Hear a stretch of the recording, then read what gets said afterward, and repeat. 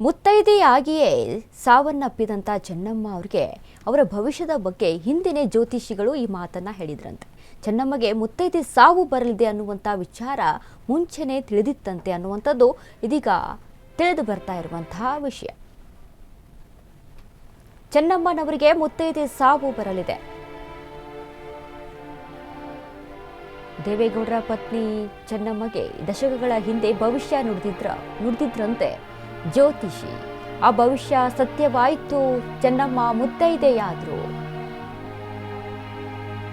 ಗೌಡರ ಸಮ್ಮುಖದಲ್ಲೇ ಮುತ್ತೈದೆಯಾಗಿ ಕಣ್ಣು ಮುಚ್ಚಿದ ಚೆನ್ನಮ್ಮ. 72 ವರ್ಷಗಳ ಕಾಲ ದೇವೇಗೌಡರ ಸಂಗಾತಿಯಾಗಿದ್ದ ಚೆನ್ನಮ್ಮರನ್ನ ಭಾವುಕರಾಗಿ ಬೀಳ್ಕೊಟ್ಟ ದೇವೇಗೌಡರು. ವೈದ್ಯರು ಇನ್ನೇನು ಚೆನ್ನಮ್ಮ ಬದುಕುವ ಸಾಧ್ಯತೆ ಕಡಿಮೆ ಅಂದ್ರಂತೆ. ಕೆಲ ಹೊತ್ತು ಚೆನ್ನಮ್ಮನ ಮುಖವನ್ನೇ ದಿಟ್ಟಿಸಿ ಕಣ್ಣೀರಿಟ್ಟ ಗೌಡರು. ಹಣೆಗೆ ಕುಂಕುಮ ಇಟ್ಟು ಹೂ ಮುಡಿಸಿದ ದೇವೇಗೌಡರು.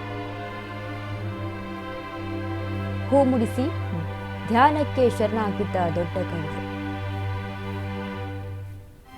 ಅದಾದ ಕೆಲವೇ ಕ್ಷಣದಲ್ಲಿ ಶಿವೈಕ್ಯರಾದ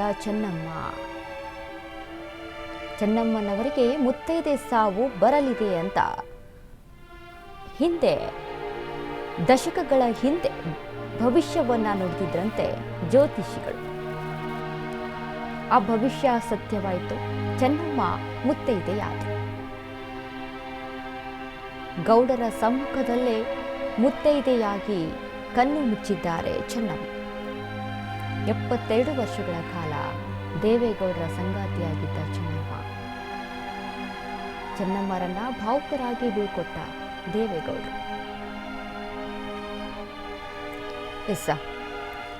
ಇಬ್ಬರ ನಡುವೆ ಇದ್ದಂಥ ದಾಂಪತ್ಯ ಜೀವನ, 72 ವರ್ಷದ ದಾಂಪತ್ಯ ಜೀವನ, ಇಬ್ಬರ ಮಧ್ಯೆ ಇದ್ದಂಥ ಅನ್ಯೂನ್ಯತೆ, ದೇವೇಗೌಡರು ಮತ್ತು ಚೆನ್ನಮ್ಮನ ಮಧ್ಯೆ ಇದ್ದಂಥ ಅನ್ಯೂನ್ಯತೆ. ಇನ್ನು ಮುತ್ತೈದೆ ಸಾವು ಬರಬೇಕು ಅಂದರೆ ಪುಣ್ಯ ಮಾಡಿರಬೇಕು ಅಂತ ಹೇಳ್ತಾರೆ. ಹಾಗಾಗಿ ಚೆನ್ನಮ್ಮ ಅವರ ಈ ಮುತ್ತೈದೆ ಸಾವು ಇದೆಯಲ್ಲ, ಇದರ ಬಗ್ಗೆ ಈ ಹಿಂದೆಯೇ ದಶಕದ ಹಿಂದೆಯೇ ಜ್ಯೋತಿಷಿಗಳು ಭವಿಷ್ಯವನ್ನ ನುಡಿದಿದ್ರಂತೆ. ಮುತ್ತೈದೆಯಾಗಿ ನೀವು ಸಾವನ್ನಪ್ತೀರಾ ಅನ್ನುವಂಥ ವಿಚಾರಕ್ಕೆ ಸಂಬಂಧಪಟ್ಟಂತೆ. ಇನ್ನು ಈ ಕೆಲವೊಂದಿಷ್ಟು ಪೂಜಾ ಕಾರ್ಯಗಳೇನಿರುತ್ತೆ ಅಲ್ವಾ, ಅಂಥ ಸಂದರ್ಭದಲ್ಲಿ ಆಗಿರ್ಬೋದು, ಅಥವಾ ಮುತ್ತೈದೆ ಸಾವು ಬಂತು ಅಂತ ಅಂದಾಗ ಪತಿಯಿಂದ ಅಲ್ಲಿ ಕುಂಕುಮ ಹಚ್ಚುವಂಥದ್ದು, ಹೂ ಮುಡಿಸುವಂಥದ್ದು ಕೂಡ ಮಾಡಿಸ್ತಾರೆ. ಅದಕ್ಕಿಂತ ಮುನ್ನ ಏನು ವೈದ್ಯರು ಆಸ್ಪತ್ರೆಯಲ್ಲಿ ಇದ್ದಂಥ ಸಂದರ್ಭದಲ್ಲಿ ವೈದ್ಯರು ದೇವೇಗೌಡರಿಗೆ ತಿಳಿಸಿದ್ರಂತೆ ಚೆನ್ನಮ್ಮ ಅವರು ಇನ್ನು ಬದುಕೋದಿಲ್ಲ ಅಂತ. ಅಂಥ ಸಂದರ್ಭದಲ್ಲೂ ಕೂಡ ಹೂ ಮುಡಿಸಿ ಕುಂಕುಮವನ್ನು ಹಚ್ಚಿ ಚೆನ್ನಮ್ಮಗೆ ಒಂದಿಷ್ಟು ಧ್ಯಾನಕ್ಕೆ ಕೂಡ ಶರಣಾಗಿದ್ರು. ಅದಾದ ಸ್ವಲ್ಪ ಹೊತ್ತಿನಲ್ಲೇ ಚೆನ್ನಮ್ಮ ಉಸಿರನ್ನ ಬಿಟ್ಟಿದ್ದಾರೆ. ದೇವೇಗೌಡರ ಕೈ ಮೇಲೆ ಕೈಯನ್ನ ಇಟ್ಟು ಉಸಿರನ್ನ ಚೆಲ್ಲಿದ್ದಾರೆ ಚೆನ್ನಮ್ಮ. ಇವೆಲ್ಲವೂ ಕೂಡ ನೋಡ್ತಾ ಹೋದ್ರೆ ಅವರ ಇಬ್ಬರ ಮಧ್ಯೆ ಕೆಲವೊಂದು ಸೋಲ್ಮೇಟ್ಸ್ಗಳಂತ ಹೇಳ್ತಾರೆ, ಕೆಲವೊಂದಿಷ್ಟು 7 ಜನ್ಮದ ಅನುಬಂಧ, ಹೀಗೆ ಏನು ಗಂಡ ಹೆಂಡತಿಯಾಗಿ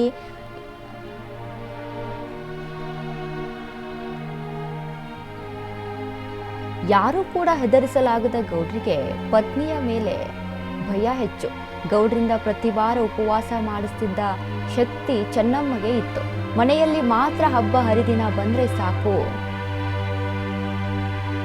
ಚೆನ್ನಮ್ಮನವರ ಜೊತೆ ಮೌನ ಉಪವಾಸ ಕೂರುತ್ತಿದ್ರು ಗೌಡರು.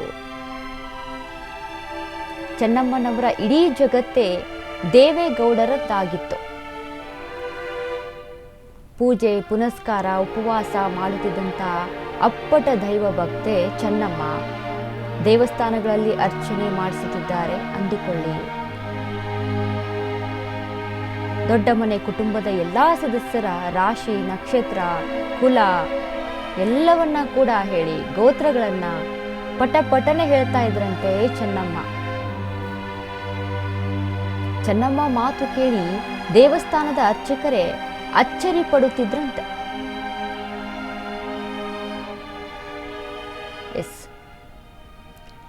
ಅಂದ್ರೆ ಅಪಾರ ದೈವ ಭಕ್ತೆ ಚೆನ್ನಮ್ಮ ಅವರು. ಇಂಥ ಒಂದು ಇಳಿ ವಯಸ್ಸಿನಲ್ಲೂ ಕೂಡ ಬೆಳಗ್ಗೆ ಮುಂಜಾನೆಯೇ ಎದ್ದು ಮನೆಯಲ್ಲೂ ಕೂಡ ತುಳಸಿ ಪೂಜೆ ಆಗಿರ್ಬೋದು, ದೇವರ ಪೂಜೆ ಮಾಡುವಂಥದ್ದಾಗಿರ್ಬೋದು, ಪೂಜೆ ಎಲ್ಲ ಮುಗಿಸುವವರೆಗೂ ಏನೂ ಕೂಡ ಸೇವಿಸ್ತಾ ಇರಲಿಲ್ವಂತೆ, ಏನೂ ಕೂಡ ತಿಂತಾ ಇರಲಿಲ್ವಂತೆ.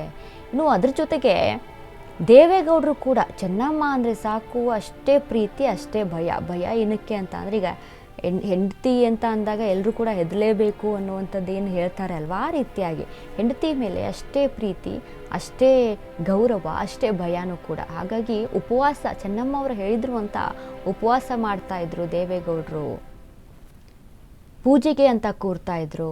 ಉಪವಾಸ ಮೌನವಾಗಿ ಉಪವಾಸ ಇದ್ದು ಪೂಜೆಗೆ ಅಂತ ಕೂರ್ತಾ ಇದ್ರಂತೆ. ಆ ರೀತಿಯಾಗಿ ಚೆನ್ನಮ್ಮ ಏನು ಹೇಳ್ತಾರೋ ಅದನ್ನು ಚಾಚು ತಪ್ಪದೆ ಮಾಡ್ತಾಯಿದ್ರು ದೇವೇಗೌಡರು. ಅಂಥವ್ರು ಅಷ್ಟರ ಮಟ್ಟಿಗೆ ಅವರ ಮಾತಿಗೆ ರೆಸ್ಪೆಕ್ಟು, ಅವರಿಗೆ ರೆಸ್ಪೆಕ್ಟನ್ನು ಕೊಟ್ಟು ಇರ್ತಾಯಿದ್ರು ದೇವೇಗೌಡರು. ಇನ್ನು ದೇವಸ್ಥಾನಗಳಲ್ಲಿ ಅರ್ಚನೆ ಅಂತ ಬಂದಾಗ ಚೆನ್ನಮ್ಮ ಅವರು ಹೇಳ್ತಾ ಇದ್ದಂಥ ಅಂದರೆ ಪ್ರತಿಯೊಬ್ಬರು ಮನೆಯಲ್ಲಿರೋದಂಥ ಪ್ರತಿಯೊಬ್ಬರು ಕೂಡ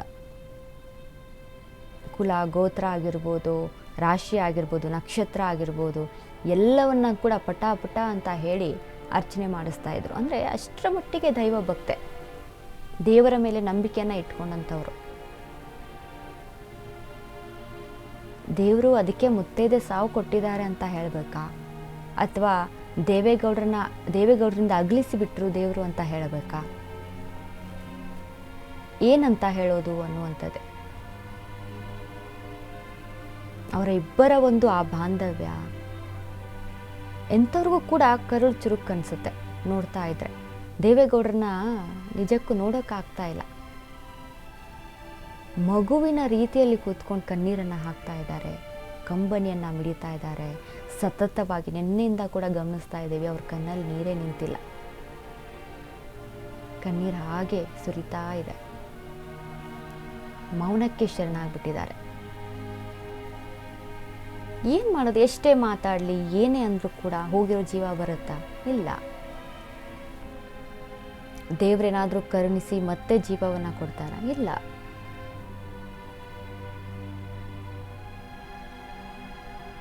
ಮೌನಕ್ಕೆ ಶರಣಾಗಿದ್ದಾರೆ, ಕಣ್ಣೀರನ್ನು ಸುರಿಸ್ತಾ ಇದ್ದಾರೆ.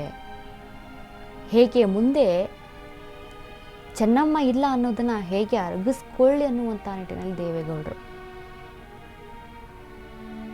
ಹೇಗೆ ಊಹಿಸೋಕ್ಕೂ ಕೂಡ ಸಾಧ್ಯ ಆಗ್ತಾ ಇಲ್ಲ ಅವರಿಲ್ಲದೆ.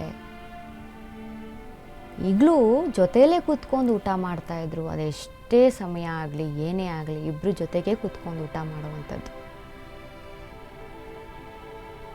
ದೇವೇಗೌಡರಿಗೆ ಹೆಗಲಿಗೆ ಹೆಗಲಾಗಿ ನಿಂತು ಪ್ರತಿಯೊಂದು ಸಾಧನೆಯಲ್ಲೂ ಕೂಡ, ಪ್ರತಿಯೊಂದು ಏಳುಬೀಳಲ್ಲೂ ಕೂಡ ಜೊತೆಗೆ ನಡೆದಂಥವ್ರು.